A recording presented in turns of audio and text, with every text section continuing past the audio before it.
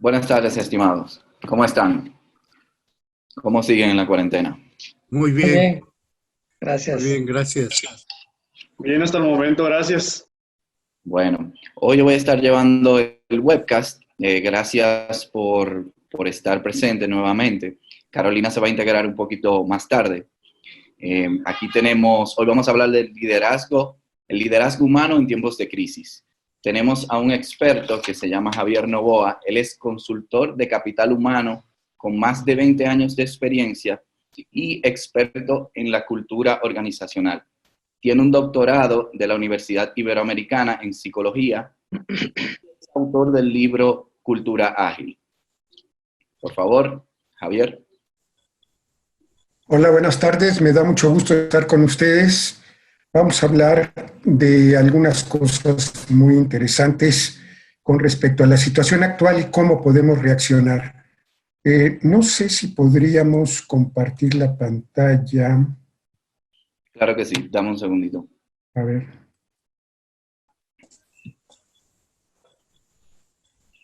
Déjame ver si ya se comparte ahí.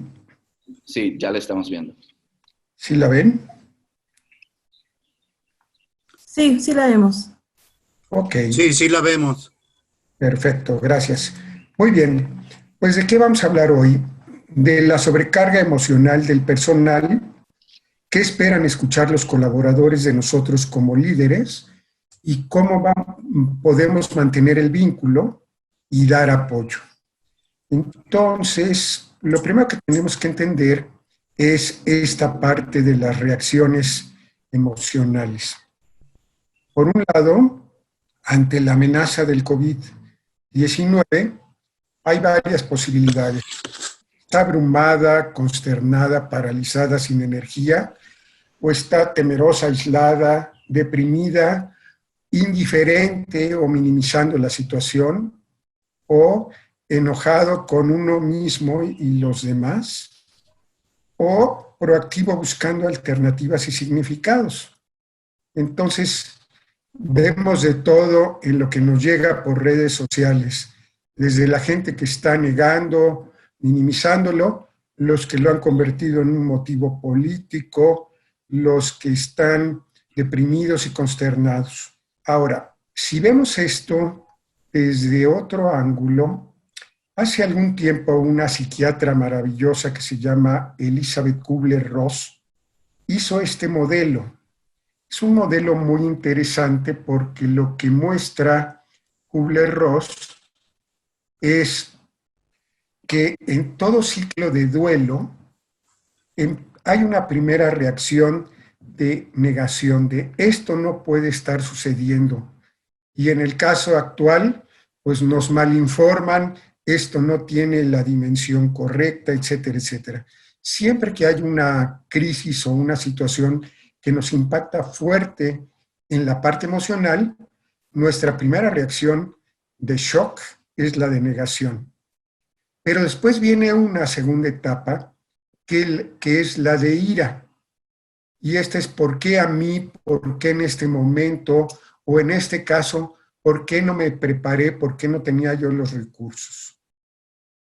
La siguiente etapa es una etapa que le llama Kubler-Ross de negociación, pero no es una negociación, es con uno mismo tratar de elaborar un tipo de argumentos para justificar qué hubiera sucedido si yo hubiera hecho, qué hubiera pasado si yo hubiera estado más informado. Debería de haber una explicación. Y seguimos en esta discusión mental para tratar de asimilar el impacto de una pérdida.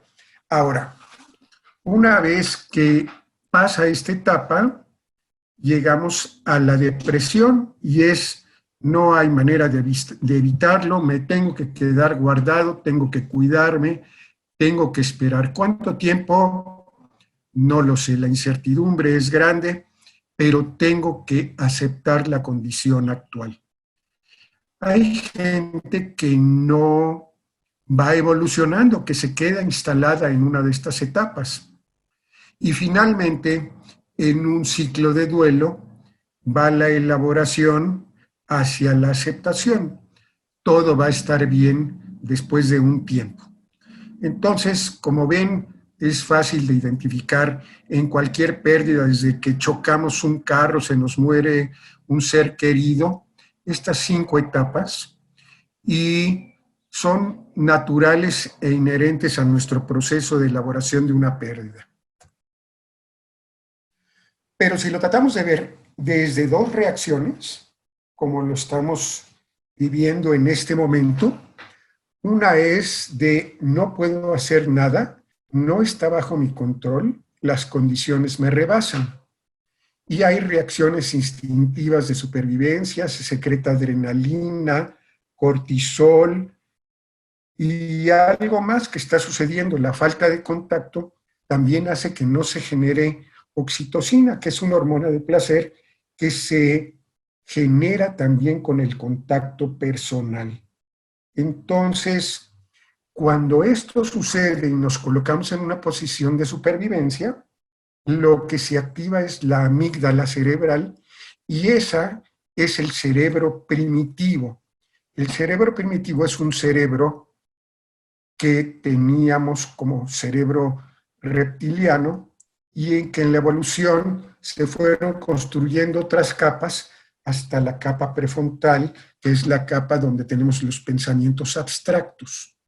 En el pensamiento de la amígdala, lo que vemos son reacciones de ataque, huida, de defensa, como el miedo, la impulsividad. Obviamente, como no se está usando el pensamiento racional y abstracto, muchas veces caemos en malas decisiones, en respuestas defensivas de ataque, enojo y culpa, o en desvalidez, parálisis, indefensión. Y cuando esto se prolonga por mucho tiempo, se genera un desgaste físico y emocional al que se le denomina burnout, donde tenemos una reacción de indiferencia hacia el mundo, de depresión y un enojo que se somatiza y se convierte en muchas enfermedades. Ahora, del otro lado está otra posibilidad, y es la posibilidad de pensar en que no durará por siempre y yo puedo ayudarme. Soy resistente, no puedo controlar el viento, pero sí ajustar las velas. Aquí es donde entra el pensamiento de la corteza cerebral prefrontal y son las reacciones racionales de protección de dopamina, serotonina y pues según las investigaciones que hay sobre cómo aumentar la resiliencia, es decir, el manejo de la adversidad, pues lo que hay que hacer es, por un lado, tomar un día a la vez, dar gracias por lo que tenemos, mostrar compasión hacia otros, generosidad, cuidar la alimentación y el ejercicio, tener pensamientos positivos, buscar la meditación o cuando menos estar consciente de cómo nuestros pensamientos están orientados hacia la paz espiritual o hacia el temor. Y en caso de tener miedo, aceptar el sufrimiento y dejarlo salir para liberarnos. Este es el campo de la resiliencia. Entonces, como ven, pues aquí el reto para nosotros, para todos los que estamos en esta crisis, es irnos por el lado derecho, por aceptar que no puedo controlar el viento, pero sí puedo ajustar las velas y puedo trabajar sobre mí. Ahora, vayamos al tema de los colaboradores. Yo como líder, ¿qué es lo que ellos quieren en una conversación con nosotros? Quieren, por un lado, seguridad. La empresa está pensando en cómo garantizar mi empleo. También quieren bienestar. A la empresa le preocupa mi salud y mi bienestar. Quieren confianza. Soy importante para la empresa y me quieren escuchar. Tienen esperanza en que pronto vamos a estar mejor. Tienen que transmitir fe y calma en la situación. Y la importancia, mi contribución es útil, soy valioso para mi empresa y me están cuidando. Entonces, como ven, cualquier mensaje que tenemos con nuestra gente, lo primero que habría que hacer es utilizar una herramienta como esta, como Zoom o como WhatsApp, pero en la parte de video, para poder tener un contacto más personal y por el otro estar muy conscientes de los mensajes que mandamos. El líder siempre es el que está al frente dando una respuesta ante la crisis. El líder es el que debe de calmar las angustias de la gente y dar un sentido de dirección a los temores. Así es que en ese sentido, ¿cómo deberían ser las conversaciones que tenemos como compañía? Vamos a hablar de las emociones y de cada una de las respuestas. Una de las cosas que le preocupa a la gente es la incertidumbre. Y entonces los mensajes que debemos de dar son acciones y decisiones definidas, dando seguridad sobre el futuro o sobre escenarios posibles y sobre todo transmitir calma, porque aunque no tengamos una respuesta clara, lo cierto es que en la incertidumbre lo que tenemos que tener es una posibilidad de escenarios. Sabemos que hay riesgos, pero también sabemos que cuando tiene uno escenarios, puede uno predecir ciertos comportamientos y ya no surge la improvisación. Por otro lado, algunas personas nos transmiten sufrimiento individual porque se han pasado leyendo las noticias, el número de muertos y todo lo que sucede alrededor y se pasan horas y horas con una carga emocional muy fuerte. Con ellos hay que mostrar mensajes de esperanza y confianza, escuchar las emociones y sin aconsejar ni minimizarlas. Cuando uno está con una gran emoción, muchas veces la primera reacción que tenemos es de no te preocupes, no es tan importante, no te veas abrumado. Pero en realidad muchas veces esa respuesta de no, lo que hace del otro lado es crear una sensación de incomprensión. Así es que ante un sentimiento de sufrimiento, lo que la persona quiere escuchar del otro lado es un sí te entiendo, un sí escucho tu sufrimiento y un sí acepto que tienes estas emociones y me las estás transmitiendo. Otra reacción que hemos estado viendo, pues obviamente es el temor a perder el empleo. Y aunque no podemos hacer una promesa al 100%, sí podemos transmitir nuestro compromiso con el bienestar del personal, tener claras las políticas de cómo podamos ayudar a la gente que está desde casa y los servicios que podemos poner a su disposición. Algunas personas están mostrando una crisis depresiva por aislamiento y eso lo podemos combatir con estas videollamadas y podemos promover que se formen grupos de soporte que estén apoyando, compartiendo sus emociones y con comunicación constante. Algo muy importante, si ustedes se ponen a leer sobre felicidad, y esto lo escribí en el último libro, en realidad la felicidad, en las explicaciones que hay, siempre hablan de la felicidad interior. Pero hay otro tipo de felicidad que yo le he llamado la cofelicidad, que es la felicidad compartida. Cuando una persona está feliz, está alegre y está riendo, nos comparte esas emociones, nos contagia y eso ayuda a que nosotros estemos bien. Así es que tenemos que cuidar también, compartir esa parte y desde luego periódicamente tener algunos reportes emocionales. ¿Cómo estás del 1 al 10 emocionalmente?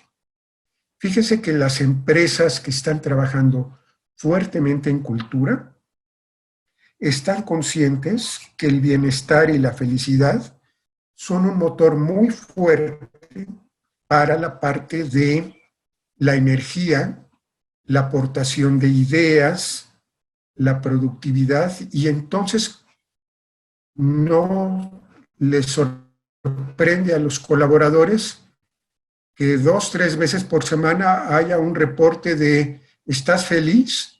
¿Estás pensativo? ¿Estás deprimido? Con caritas así como las encuestas de VIPS. Así no hay más que una cosa de eso, pero eso también ayuda, además de ser un sensor de la compañía, ayuda a que la gente esté muy consciente de sus emociones y se pregunte si puede elegir sentirse de otra manera. Por otro lado, bueno, hay gente que está paralizada, que observa la computadora y dice, no tengo ideas, estoy atemorizado, no tengo, se me va el tiempo y no sé qué hacer. Y con ellos hay que tener metas semanales, estimular cursos, conferencias, nuevos proyectos, y con los enfermos, pues mostrar gran compasión. Entonces, y en caso de tener que liquidar al personal, bueno, ser transparente y explicar las causas que orillan a la decisión. Hay un capítulo 7 de la Ley Federal del Trabajo que dice suspensión de los efectos de las relaciones del trabajo y están en los artículos 427 a 432. Desde luego, un trato justo es muy importante porque lo que hagamos dejará huella en el resto del personal. Si la relación no es de conflicto, podemos brindar apoyo a la persona con cartas de recomendación, orientación sobre su currículum, un plazo de salida y otras recomendaciones muy importantes. Nunca hablar mal de la persona que se fue y tranquilizar al resto del personal con un mensaje positivo. Bien, y por último, esta breve exposición, me gustaría mostrarles esta frase de Nelson Mandela, que estuvo más de 2 décadas en la cárcel. Dice, aprendí que el coraje no era la ausencia de miedo, sino el triunfo sobre él. El valiente no es el que siente miedo, sino el que vence ese temor. Bueno, ahora me gustaría pasar a un momento más de preguntas y respuestas y de conversación con ustedes. ¿Quién quiere comentar algo? Muchísimas gracias, Javier. Vamos a abrir los micrófonos para las dudas o comentarios o preguntas que tengan los empresarios y consultores que están con nosotros y puedan aprovechar el expertise que tienes en cultura. Por favor, José Antonio. ¿Cómo están? Yo soy José Antonio Saer desde Chihuahua, del Centro de Competitividad. Sí, pues pregunto o reafirmación de lo que estás diciendo. La parte fundamental, el principio para poder resolver este problema está en manos del líder. O sea, si el líder no marca el rumbo, el objetivo, es muy difícil que los demás lo sigan. ¿Estoy en lo correcto?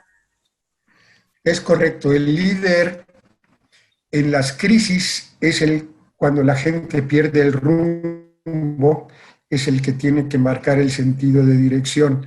Ahora, sabemos que en este caso, que nos movemos con gran incertidumbre, pues no tiene todas las respuestas, pero cuando menos sí puede conducir a su grupo hacia momentos de esperanza y de fe en que las cosas pueden mejorar. Eso quiere decir que el líder debe de estar convencido de hacia dónde va, ¿sí? No debe haber incertidumbre en el propio líder, ¿verdad? Correcto. Y fíjate que algo que sucede mucho en la vida diaria como jefe, supongamos que yo como gerente me peleo con mi director general y entonces lo primero que hago es descargar mi coraje contra el director, pero comentándolo, compartiéndolo con mi personal.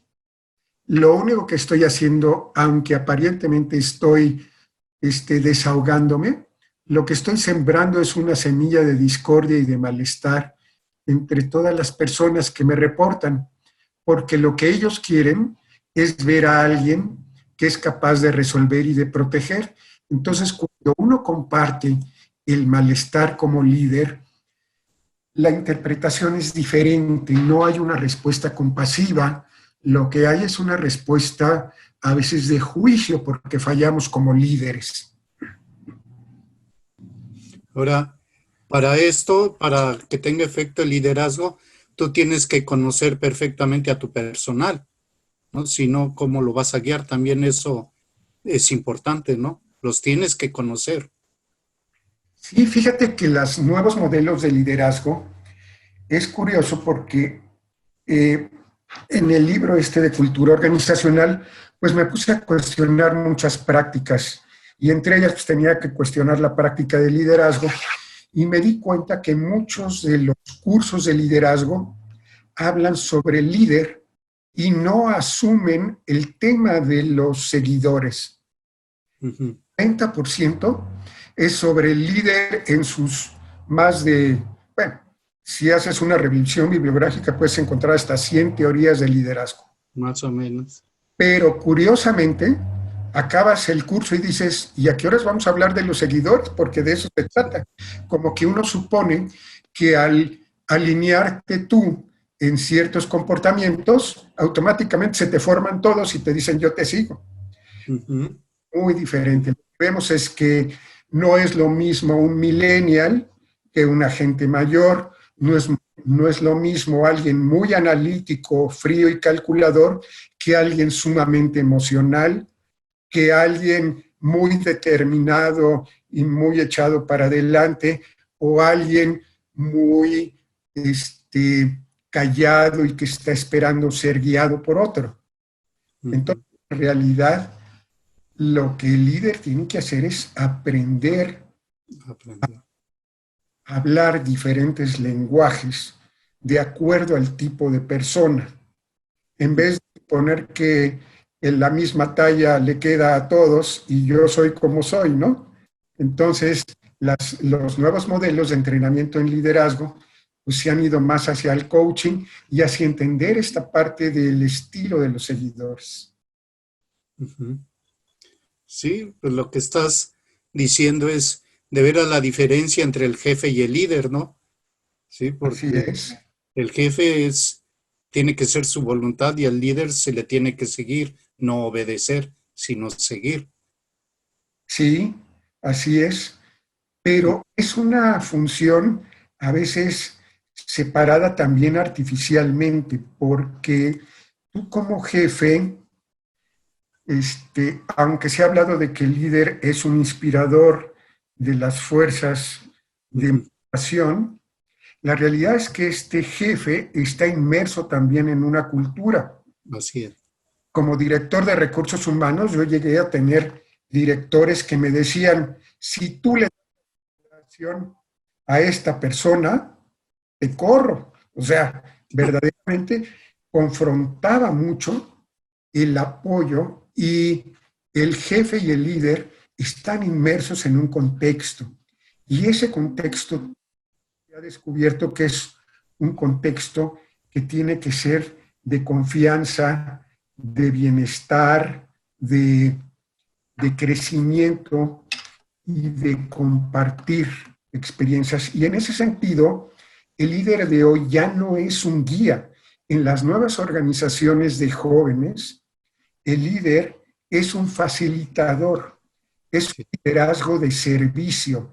Es decir, yo me siento en mi escritorio como líder y digo, ¿qué es lo que necesita mi gente para dar sus mejores resultados? ¿Qué información necesitan? ¿Qué barreras están enfrentando que yo les puedo quitar? ¿Qué puedo hacer para que se sientan más comprometidos o para que se sientan divertidos con lo que están haciendo? Los nuevos liderazgos en este tipo de organizaciones ágiles verdaderamente están concentrados en el bienestar, pero no en el bienestar de gratificación y de prestaciones, sino en la experiencia del empleado. Muy bien. Gracias. Gracias. En el día a día. Muy bien, gracias. Al contrario, con mucho gusto, José Antonio. ¿Alguien más que quiera compartir alguna idea, alguna duda, comentario?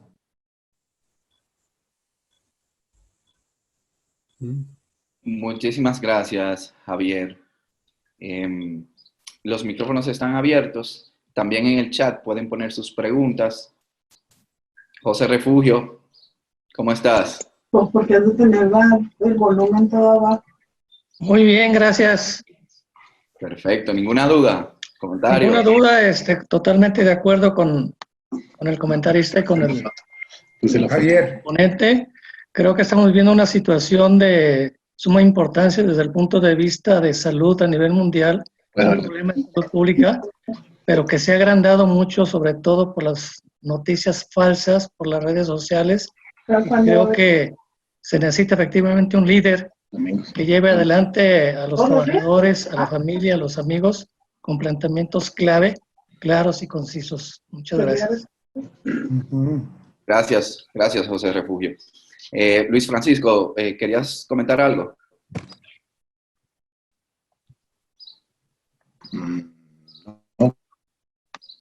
Bueno, al parecer no. Entonces, ¿sí? ¿Luis? Bueno, al parecer no. Entonces, Javier, yo quisiera que pasáramos a unas recomendaciones puntuales de tu parte de cómo la cultura organizacional nos ayuda a tener un liderazgo humano efectivo en tiempos de crisis. Algunos 5 o 6 puntos que tú tengas muy clave que podamos compartirlo aquí con los empresarios. Y luego de eso, un pequeño resumen de lo que vimos, por favor. bien, me gustaría regresarme 2 diapositivas y mostrárselas, o bueno, se los comento. Les decía que el líder tiene que tener varios mensajes en estos momentos. El mensaje 1 es, tenemos que tener claro para nosotros que aunque vivimos en incertidumbre, sí hay escenarios posibles. Un escenario es que se acabe este mes, es el escenario optimista. Un escenario realista podría ser que se acabe en 2 meses y un escenario pesimista podría ser que se acabe en 3 meses. ¿Ok? Es decir, no tengo yo la verdad, lo que quiero ponerles es un ejemplo. Cuando construimos diferentes escenarios, entonces podemos alinear nuestro liderazgo y decir, en el escenario optimista, este es mi camino. En el escenario realista, este es la posibilidad. Y en el escenario pesimista, tengo estas soluciones, estas posibilidades. De esa manera, vencemos la incertidumbre.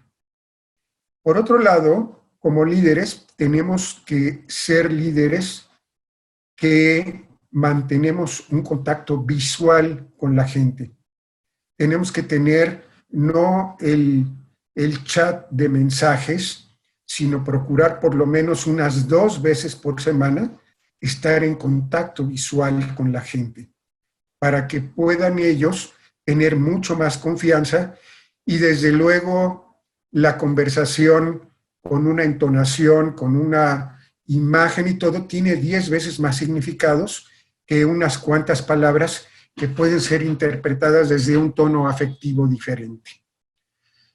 Por otro lado, yo diría que algo que tienen ustedes que hacer, mi recomendación sería mostrar un compromiso, el hablar de cosas con unas preguntas directas. ¿Cómo te sientes? ¿Cómo estás hoy? ¿Qué puedo hacer por ti? Preguntas claras que hagan sentir a la persona que es importante para nosotros. Desde luego, mostrar un mensaje de inspiración, de decir, sí, nos está poniendo a prueba la realidad, pero aquí es donde se ve cómo podemos salir más fortalecidos. Siempre de las crisis que dejan un gran aprendizaje, salemos fortalecidos. Yo estoy seguro que si tuviéramos una crisis en 1 año y toco madera, no sería lo mismo. Ya sería un campo conocido y nos daría inmediatamente una capacidad para responder de muchas maneras que son las que apenas estamos aprendiendo. Y desde luego, mandar un mensaje de esperanza y de tareas, de darle a la gente algo en qué pensar en el trabajo. Buscar, aunque no tengan mucho trabajo, porque el trabajo sea de asignación directa todos los días, de microgestión, puede ser que le pidamos que aporte una serie de ideas que desarrolle algún proyecto. ¿Ok? No sé si alguien quiera comentar algo más o compartir algo más antes de hacer un resumen, como nos comenta Roberto.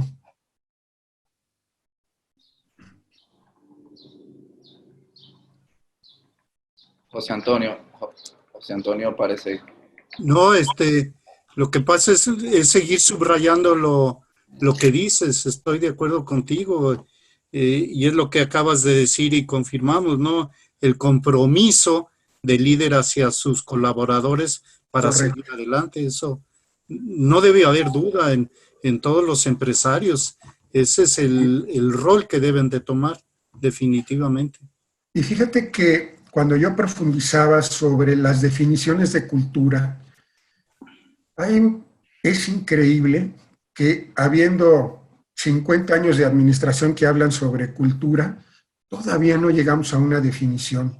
Cultura tiene que ver con conexión entre personas, no tiene que ver con la misión, visión y valor, no tiene que ver con sentimientos y comportamientos compartidos de un grupo, tiene que ver con conexión, que el empresario, que la empresa esté conectada con las personas y que la persona se sienta verdaderamente que hay un vínculo significativo entre ella y algunos temas de la organización, la parte de las aspiraciones, la parte del trabajo y los retos y todo, la parte del social, importantísima, y la parte organizacional, el futuro de la organización, hacia dónde va, qué quiere y qué espera de nosotros, porque esto nos da el sentido de propósito. Entonces, cuando nosotros trabajamos en la conexión con las personas y diseñamos el tipo de conexión que queremos, entonces lo que vamos a tener es a gente dinámica, a gente comprometida, a gente que disfrute de ir todos los días al trabajo. Es la diferencia entre el chavo que se fue de fiesta el domingo y se puso borrachísimo, el lunes a primera hora se levanta y dice, ¿voy a trabajar o no voy a trabajar? Si no está vinculado con la empresa, dice, me reporto enfermo, estoy enfermo del estómago. Si está vinculado, dice, me necesitan, tengo que ir, soy importante para los demás. Ese es el mensaje de la conexión. Y eso es lo que tenemos que hacer. Muchos de los jefes en esta cultura tradicional castigadora dicen, aquí nadie es indispensable. Y ya cuando la gente tuerce la boca dicen, bueno, ni yo tampoco soy indispensable. Solo para tranquilizar las caras angustiadas. Pero en realidad lo que le deberíamos decir a todo mundo es, todos son indispensables, no son insustituibles, pero indispensable tienes que convencerte de que lo eres. Eres indispensable para nosotros y te queremos todos los días aquí. Esos son los mensajes que tenemos que mandar en la organización para crear una cultura verdaderamente energética y de mucho compromiso. Muy bien. Gracias una vez más. Gracias a ti, José Antonio. Perfecto, Javier. Entonces, pasamos al pequeño resumencito de lo que vimos. Ok. Bien, pues lo que vimos es que hay 5 tipos de respuesta de pérdida. La primera es una respuesta de negación. La segunda es una de enojo. La tercera es una de argumentación y discusión interna sobre qué hubiera sucedido si. Después pasamos a una etapa de depresión y una vez que llegamos a esa etapa, se abre la posibilidad de la aceptación y de empezar a construir un nuevo futuro con un nuevo significado de la pérdida. También hemos platicado que hay dos posturas extremas, una de no puedo hacer nada, no está bajo mi control, y la otra es no puedo controlar el viento, pero puedo ajustar las velas. Y lo que hemos dicho es que la gente lo que quiere escuchar es 4 temas muy importantes: seguridad, confianza, importancia y que están considerando nuestro bienestar. Si transmitimos estos 4 temas, vamos a tener a la gente muy conectada y gratificada y sintiendo que somos verdaderamente importantes. Entonces, pues por último de lo que hablamos es de que tenemos que tener respuesta ante la incertidumbre, el sufrimiento individual, el temor a perder el empleo, el aislamiento, la parálisis y la preocupación por enfermos y por enfermedad, generando una expectativa positiva, conectándonos personalmente vía Zoom, que nos vean y que podamos compartir con la gente sus emociones profundas sin negarlas, aceptarlas y siempre generando una expectativa de bienestar. Creo que con eso resumimos lo que hemos estado comentando. Muchísimas gracias, Javier. Muchísimas gracias por compartir tus conocimientos de cultura organizacional. De hecho, nosotros les enviamos un correo a todos cuando termina la serie de webcast. Ahí vienen tus datos por si necesitan contactarte o necesitan alguna consulta. Claro que sí, con mucho gusto. Me dará mucho gusto escucharlos y saber de ustedes. Estén bien. Gracias, Roberto. Javier forma parte de la Advantage de nuestros consultores expertos. Entonces, sin más, muchísimas gracias por su tiempo. Nuevamente, mañana nos vemos a la misma hora, 5:30, en la serie de webcast. Y traten siempre de quedarse en casa y mantener a su familia a salvo, ustedes mismos, tomando todas las medidas que podamos, no solo para cuidarnos nosotros, sino para cuidar a los demás. Okay. Muchísimas gracias por su tiempo.